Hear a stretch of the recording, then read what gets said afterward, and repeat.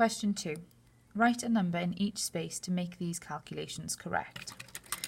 325 add something is 642.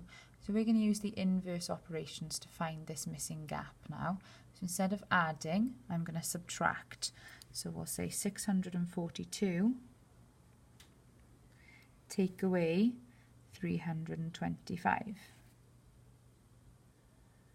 And that should give you your missing gap. So you've got space for workings down here. If you can't do it in your head, it's a non-calculator paper, so it's always a good idea just to double check using a sum. 642, 325. Take away 2, take away 5 you can't do, so you need to borrow. That becomes a 3, that now becomes 12. 12 take away 5 is 7, 3 take away 2 is 1, 6 take away 3 is 3. So the missing number there is 317. You can go back and double check that then by saying 325 add 317 is 642. That there will give you 1 mark. Same here, we've got something take away 17 is 140. So to find out what that something is, we're going to do the inverse operation. So we'll change that take away to a plus. So 140 add 17. So the something is 157.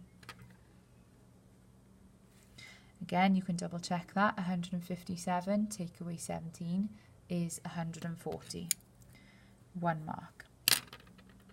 This question here is a divide. So what you'll find is if you divide 80 by the answer of 20, that will give you the missing gap here. So 80 divided by 20. How many 20s go into 80? Well, that's 4. So 80 divided by 4 is 20. So if you swap these two around, they give you the same answer. How many 4s go into 80? 20. How many 20s go into 80? 4.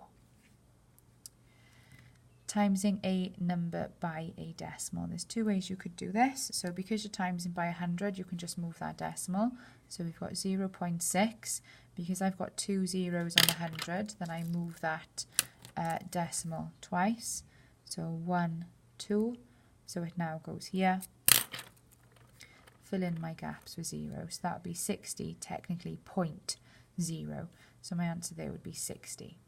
The other way you could do it is times by that decimal. So get rid of the decimal to say it was 6. Well, 6 times 100 is 600. To times the number by 100, you just add 2 zeros. But then you need to put that decimal back in. Because we took it out earlier, we said 6 times 100. So there's 1 number after the decimal here. So I need to put 1 number after the decimal in my answer. And that would give me 60.0 or 60. Either way is perfectly fine. So you get 1 mark for this question and 1 mark for that, giving you 4 in total.